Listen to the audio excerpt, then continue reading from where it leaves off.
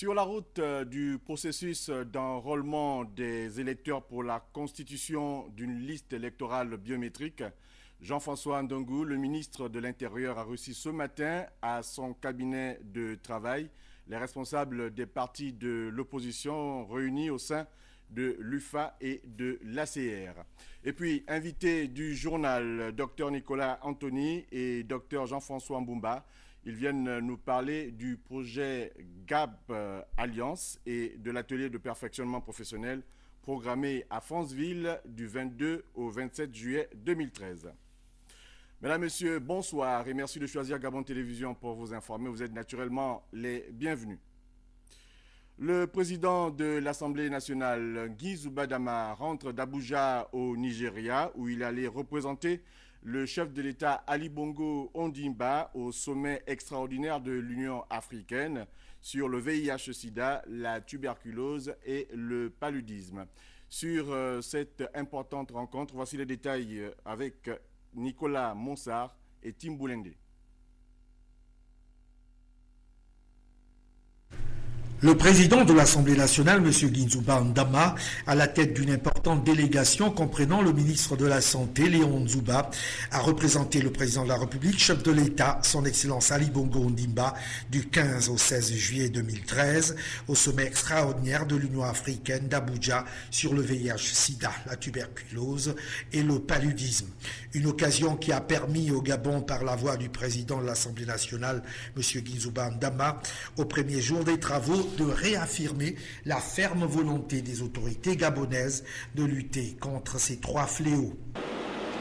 Dans le cas spécifique de nos pays, le Gabon, bien que ces trois maladies demeurent un problème de santé publique, nous notons tout de même des avancées significatives. Parmi elles, nous pouvons citer la prise en compte de la tuberculose, du VIH-Sida et du paludisme dans le plan stratégique Gabon émergent comme maladie prioritaire. La mise en place de l'assurance maladie universelle à travers la Caisse nationale d'assurance maladie et de garantie sociale qui prend en charge tous les Gabonais économiquement faibles, les fonctionnaires et les travailleurs du secteur privé. L'établissement d'un fonds national de solidarité thérapeutique pour la lutte contre le VIH-Sida, la construction dans toutes les capitales provinciales de centres de traitement ambulatoire pour une prise en charge efficace et efficiente de tous les malades atteints du VIH-Sida. La gratuité des médicaments antituberculeux, antirétroviraux sur l'ensemble du territoire national.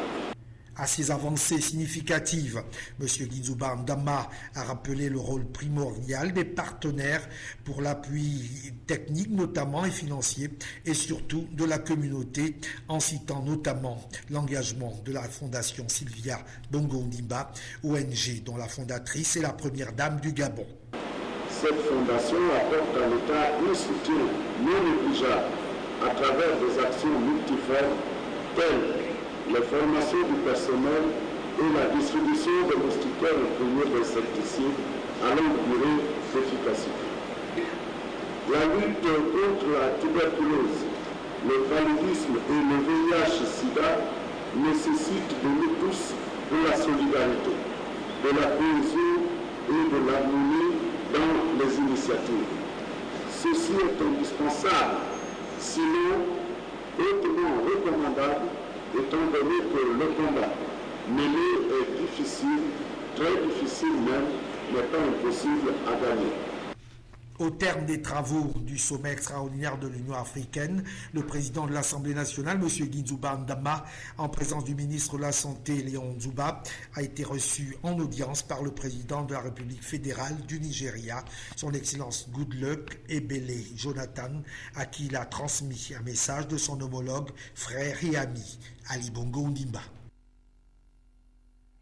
Toujours dans la rubrique santé, en route vers l'élimination de la transmission mère-enfant du VIH, le Gabon est engagé au plus haut point avec ce focus sur 2015. Une rencontre vient de se tenir à Libreville sur la question. Les travaux ont été clôturés par le secrétaire général du ministère de la Santé, représentant donc le ministre de tutelle. Blandine Joël Adinvé, Joseph Biyogué. L'engagement sur le plan mondial en matière d'élimination de la transmission mère-enfant a été pris pour 2015. Sur le plan national, notre pays a adhéré au niveau le plus élevé. L'atelier qui vient donc de se tenir dans la capitale consacre à plus d'un titre cette maxime. Le ministère de la Santé va donc s'appuyer sur les recommandations et les conclusions issues de ces travaux. À l'endroit du ministère de la Santé, doter les structures sanitaires de base d'un plateau technique adéquat pour la réalisation des CPN et des accouchements, affecter en quantité suffisante un personnel qualifié dans les structures de santé, élaborer des lois obligeant les hommes à accompagner leurs conjointes à la CPN, afin que les prestataires puissent offrir le dépistage aux couples. Le président de la République, chef de l'État, soucieux de garantir à sa population un bien-être, a inscrit le développement du secteur santé au premier rang de ses préoccupations, notamment dans son projet de société Gabon émergent. En clôturant les travaux, le secrétaire général du ministère de la Santé l'a relevé avec éloquence. Cet atelier qui fait suite au plan national d'élimination de la transmission du VIH de la mère à l'enfant, dont le processus a été entamé en octobre 2012, constitue également une tribune afin de faire des propositions concrètes visant l'atteinte non seulement des objectifs poursuivis par les présentes assises, mais aussi par les institutions gouvernementales et sociales de lutte contre le VIH-Sida ainsi que la société civile. Il faut dire que la levée des goulots d'étranglement sur les PTME dans toutes les régions sanitaires permettra d'éliminer la transmission du VIH de la mère à l'enfant dans notre pays. Il faut y croire. Vous le savez, pour l'avoir suivi hier sur nos antennes, le nouveau bureau de la Commission nationale de lutte contre l'enrichissement illicite a prêté serment ce matin au tribunal de Libreville. Une commission qui est attendue sur le terrain des actions par les populations gabonaises. La lutte contre la corruption, vous le savez, là aussi, est une priorité de la vision du président de la République. C'est au nouveau bureau donc de cette commission de mettre en pratique cette vision comme nous l'explique ici Sébastien Tuntum. Le changement va marquer dans l'histoire de la commission changement d'équipe, mais la mission reste la même.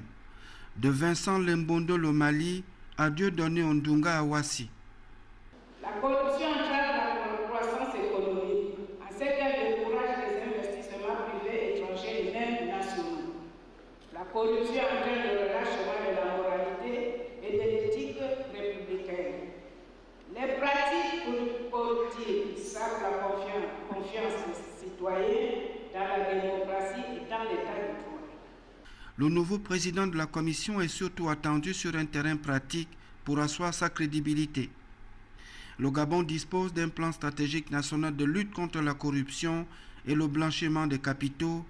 C'est l'une des réformes initiées par le chef de l'État avec l'appui des partenaires au développement. Sa vision, sans cesse exprimée, est claire sur la lutte contre la corruption, sur la bonne gouvernance et sur la moralisation de la vie publique.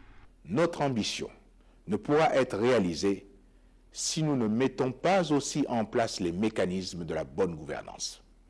Cela suppose des structures et des institutions solides et bien dirigées, capables de prendre en charge les nouveaux défis. Plus que jamais, le programme national de bonne gouvernance doit s'engager davantage. Pour cela, dans toutes les administrations et les entreprises publiques de notre pays, je veillerai particulièrement à la qualité, à l'intégrité et à la compétence des femmes et des hommes investis des responsabilités de gestion. Notre rapport à la loi doit évoluer, car c'est elle qui garantit l'équilibre social en neutralisant d'éventuels antagonismes. Tout le travail que l'on fera sera vain si cette donnée élémentaire n'est pas intégrée. Comment accepter que des investissements importants soient réduits à néant par des attitudes irresponsables et antipatriotiques? Aucun pays ne s'est développé en favorisant le laxisme, l'impunité, les détournements des deniers publics et le désordre. L'orientation présidentielle ne demande donc qu'à être appliquée. De la Commission, les Gabonais n'attendent que des actes, que les dossiers en instance avancent, que les commissaires veillent sur les décideurs pour un travail sans magouille. Bref, le nouveau bureau de la Commission doit prouver que l'institution n'a pas été mise en place pour rien. Le Conseil des ordres nationaux qui s'est tenu dans les locaux de l'hôtel de ville de Libreville. Là-bas, les travaux étaient présidés par le grand chancelier, président du Conseil des ordres nationaux, le général Augustin Ndende. Il était principalement question d'examiner les 221 dossiers des postulants à la médaille de l'ordre du mérite gabonais et à la médaille de l'étoile équatoriale. Le commentaire d'Alain Christian Oula, les images d'Arnaud Mungue. La session ordinaire du Conseil des ordres nationaux s'est tenue ce matin dans la salle de conférence de l'hôtel de ville de Libreville sous la direction du grand chancelier, président du Conseil, le général Augustin Ndende. Il était entouré du doyen des dignitaires, Marcel Sandungu, et du directeur central de la grande chancellerie, le lieutenant-colonel Roger Dominique Roura, secrétaire de séance de ces travaux auxquels prennent part les dignitaires, membres du Conseil et de quelques agents de la grande chancellerie. Après la minute de silence observée suite au décès des dignitaires Jean-Pierre Mengwang Mengeman et Joseph Ikamba, survenu l'année dernière, le président a souhaité la bienvenue à ses collègues. Puis, il a passé la parole au secrétaire de séance pour donner lecture de l'ordre du jour suivi du procès verbal de l'année 2012 qui sera adopté après amendement. À l'entame des travaux, le président du Conseil a salué les membres, puis il leur a fait part du souhait du grand maître des ordres nationaux de revoir à la baisse le nombre trop élevé des médailles à attribuer aux récipiendaires.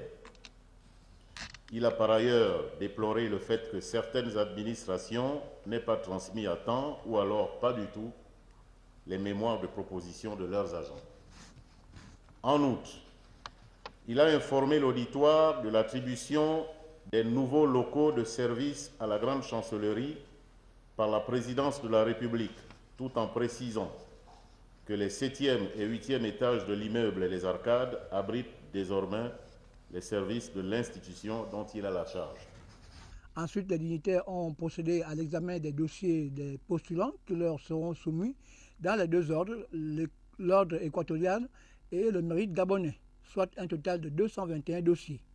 Administration nouvelle 177 et 44 pour les promotions à venir. C'est donc une session ordinaire au cours de laquelle les membres du Conseil vont s'atteler à vérifier si les propositions d'admission ou de promotion sont conformes aux lois, décrets et règlements en vigueur. Cela veut dire que les dignitaires examineront pour les administrations nouvelles si les postulants à une décoration sont âgés d'au moins 29 ans au 1er janvier de la présentation de la candidature et s'ils justifient d'au moins 9 années de service civique ou professionnel, sauf dérogation spéciale pour actes de bravoure ou de dévouement exceptionnel accordés par le chef de l'État, grand maître des ordres nationaux. Merci d'avoir regardé le journal. Nous vous disons à demain 20h.